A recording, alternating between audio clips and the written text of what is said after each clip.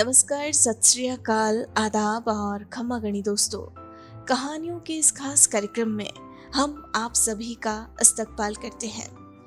दोस्तों, किसी ने क्या खूब कहा है कि हौसले जिनके चट्टान हुआ करते हैं, हौसले जिनके चट्टान हुआ करते हैं, रास्ते उन्हीं के लिए आसान हुआ करते हैं। जी हाँ, ऐसे लोग मुश्किल रास्तों को भी आसान बनाने की ताकत रखते हैं और बेशक अपने उन नेक इरादों में कामयाब भी होते हैं। एक ऐसे ही शख्स है जिनका जिक्र आज हम करने जा रहे हैं।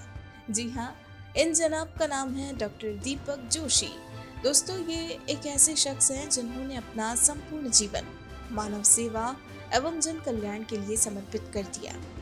इनका सोचना है कि अगर जिंदगी में कुछ कर गुजरने का जुनून हो तो बड़ी से बड़ी समस्या भी हमारे सामने घुटने टेकने को मजबूर हो जाती है। ऐसे ही जुनून के साथ ये भी निकल पड़े थे एक ऐसी राह पर जिसमें शुरुआत में संघर्ष भी था, लेकिन उस संघर्ष के आगे एक ऐसी जीत थी जो उस संघर्ष से कई गुना बड़ी थी। तो दोस्तों, इससे पहले कि हम इनसे मुलाकात करें और इनकी सफलता की इस कहानी को सुने, आइए एक नजर डालते हैं इनके अब तक के इस खूबसूरत सफर पर। आपको बता दें, ये एक ऐसे शख्स हैं जो सामाजिक क्षेत्रों में पूरी तरह से सक्रिय है। मुस्कान फाउंडेशन के फाउंडर हैं, जिसकी स्थापना इन्होंने 2017 में की थी। पिछले 6 वर्षों से इस एनजीओ का सफलतापूर्वक संचालन कर रहे हैं।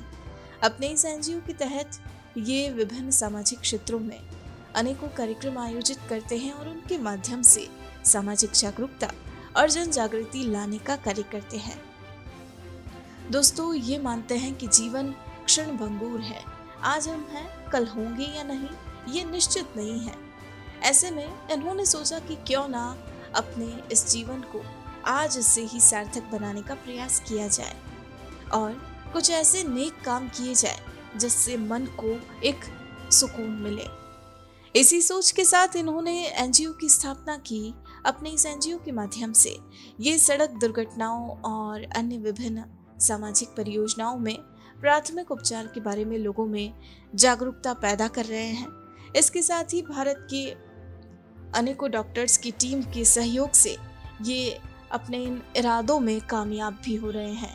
जी हाँ दोस्तों, इनके साथ भारत की 250 से भी अधिक डॉक्टर्स की टीम है जो इन्हें इस नेक काम में सहयोग कर रही है। तो दोस्तों, ये थी इनके अब तक के सफर की एक छोटी सी झलक। आइए अब हम सीधा मिलते हैं इनसे और सुनते हैं इनकी ये प्रेरक कहानी, इनकी अपनी जुबानी। मेरा नाम दीपक जोशी है। मैं मुस्कान फाउंडेशन का फाउंडर हूँ। हम लोग काफ़ी समय से सोशलाइज एक्टिविटीज़ में काम कर रहे हैं। मेरे घर में मेरे फादर, मेरे मदर, 4 बड़ी सिस्टर्स हैं। मेरा होम टाउन राजस्थान के एक पश्चिमी ज़िले जालोर से हूँ मैं, लेकिन काफ़ी सालों से उदयपुर में रहते हुए हम अलग अलग सामाजिक क्षेत्रों में सक्रिय हैं। मेरा ये सफ़र चालू होता है राजस्थान का एक पश्चिमी ज़िला है जालोर, उसमें एक तहसील है रानीवाड़ा, उसके में एक छोटा सा गाँव आता है दानोर। वहाँ से ये जर्नी चालू होती है। उस जर्नी को आगे बढ़ाते हुए स्कूलिंग समय उसी कस्बे से होता है। उसके बाद में सफ़र आगे की पढ़ाई के लिए मैं उदयपुर आ जाता हूँ। उसी पढ़ाई के साथ में हम सोशलाइज्ड इवेंट करते रहते हैं और ये सफ़र एक सरकारी स्कूल के स्टूडेंट से वर्ल्ड टूर तक का तय होता है। एक समय था जब 2016 में मेरी दादी की डेथ हो जाती है। तब लगा कि जीवन बड़ा क्षणभंगुर है, कब क्या हो जाए किसी को कुछ पता नहीं है। तभी लगा कि ये जीवन मिला है तो इसे किसी और के लिए कुछ करने के लिए किया जाए। तभी मेरे मन में विचार आता है और हमने 2017 में मुस्कान फाउंडेशन करके एक एनजीओ खोला और वो एनजीओ आज लगातार 5-6 साल से हम विभिन्न सामाजिक क्षेत्रों में अनेक तरीके से अनेक कार्यक्रम कर रहे हैं और सामाजिक जन जागृति फैला रहे हैं। कहते हैं कुछ करने के लिए कुछ खोना भी पड़ता है। इस एनजीओ को चलाने के लिए काफ़ी उतार चढ़ाव जिंदगी में देखे गए।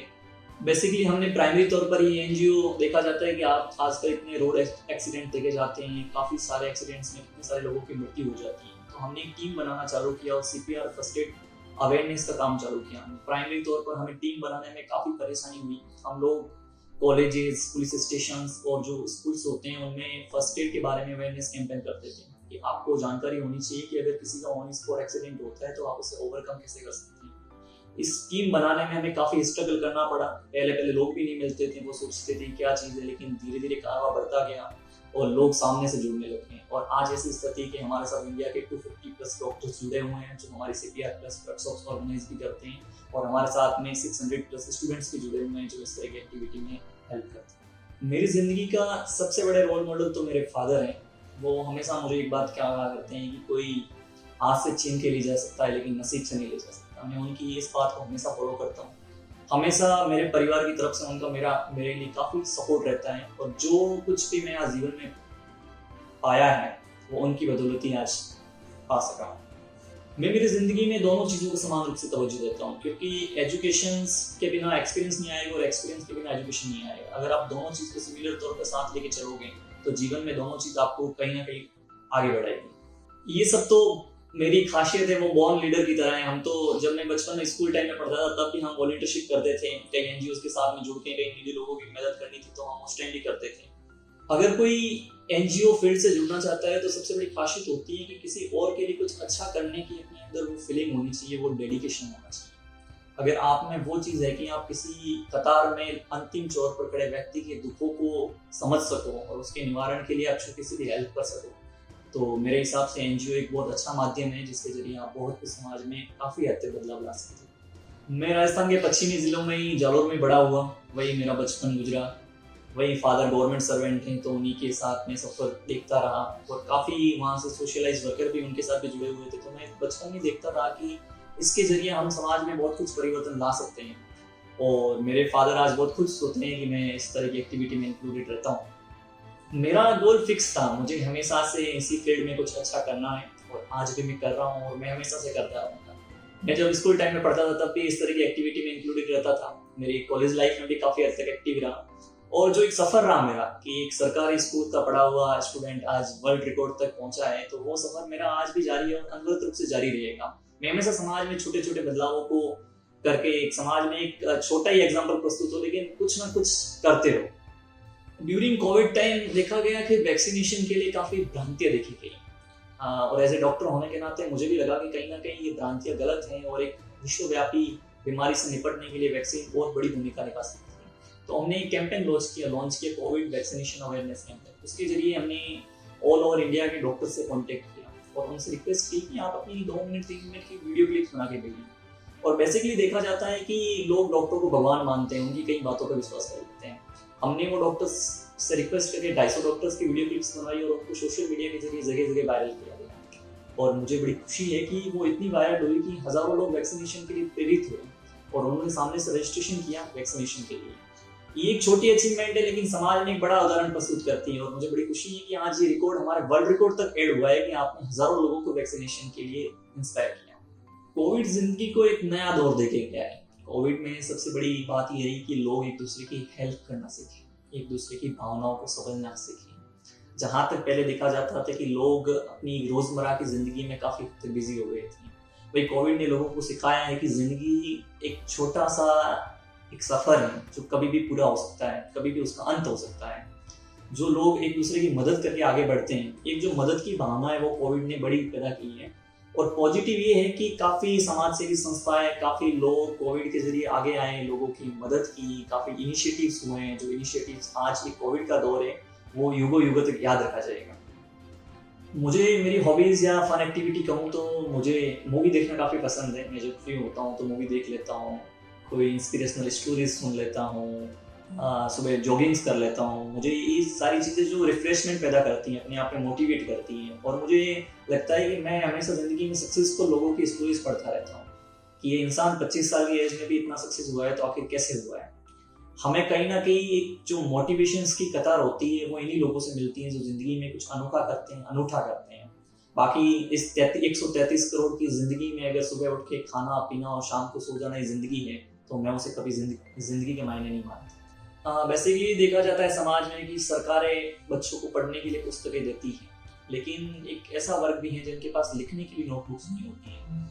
इसी विचार के साथ में हमारी टीम और मेरे द्वारा एक विद्यादान अभियान चलाया जा रहा है जिसमें हम ऑल ओवर इंडिया में हमारा टारगेट है कि हम 10 लाख निःशुल्क नोटबुक्स बांटें लिखने के लिए, और सरकारी स्तर पर हम ऐसे बच्चों का चयन करें जो बच्चे वाकई इसके लिए ज़रूरतमंद हो। अभी तक हमने 40,000 नोटबुक्स बांट चुके हैं हम इस अभियान के तहत, तो आगे भी इस अभियान को हम कंटिन्यू तौर पर जारी रख रहे हैं। इसके जरिए हम हर जिले से डिस्ट्रिक्ट कोऑर्डिनेटर हर स्टेट से एक स्टेट कोऑर्डिनेटर बना रहे हैं और एक पूरी सुनियोजित टीम की तरह हम इस प्रोजेक्ट पे काम कर रहे हैं और इसमें काफ़ी भामाशाह हमें सहयोग भी मिलता है।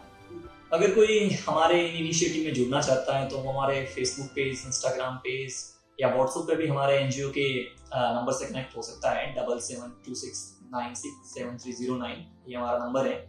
उसके जरिए आप कांटेक्ट करके हमारी टीम से कांटेक्ट कर सकते हैं। हमारी टीम आपको फॉलो अप करके हमारी टीम से जुड़ेगी। मेरा ये संदेश रहेगा हर पेरेंट्स को कि अपने बच्चे को फील्ड ऑफ इंटरेस्ट पहचानें, जिसको करने में उसको खुशी मिलती है उसको वो काम कराए, और जिस जगह वो सफलता मिलती है वो सफलता किसी और फील्ड में नहीं हो पाती। बेसिकली देखा जाता है एक डॉक्टर्स की फैमिली में सारे बच्चों को डॉक्टर से बनाया जाता है, एज ए एग्जाम्पल मैं बता रहा हूँ आपको। लेकिन आप उस बच्चे से पूछिए कि उसको क्या करना है, उसको आर्टिस्ट बनना हो सकता है, उसको और कोई काम में रुचि हो सकती है, तो आप उसका इंटरेस्ट पहचाने और उसमें मिले, और जो खुशी उसमें मिलेगी और जो सफलता उसमें मिलेगी वो सफलता एक अलग ही मुकाम पाएगी। थैंक यू सो मच, आप सबने मेरी कहानी सुनी और कहीं ना कहीं आपको छोटी से छोटी या थोड़ी बहुत भी इस कहानी से अपने जीवन में कुछ सीखने को मिलता है तो इसे अपने दोस्तों और अपने आसपास चाहने वालों को जरूर शेयर करें। Thank you so much. छोटी सी जिंदगी है, जिंदगी में हमेशा एक्टिव रहें, एनर्जेटिक रहें, कुछ ना कुछ करते रहें। मैं अपनी बात क्रांत करना चाहूँगा दो पंक्तियों के साथ कि अगर जुनून हो जिंदगी में कुछ कर गुजरने का, अगर जुनून हो जिंदगी में कुछ कर गुजरने का, तो बड़ी से बड़ी समस्या भी अपनी को अपनी टेक देती है। कुछ करते रहिए और हंसते रहिए। Thank you so much. दोस्तों, आप सुन रहे थे मुस्कान फाउंडेशन के फाउंडर डॉक्टर दीपक जोशी की कहानी, इनकी अपनी जुबानी। ऐसी ही प्रेरक कहानियाँ रोजाना सुनने के लिए चैनल को सब्सक्राइब करें और बेल आइकन जरूर दबाएं।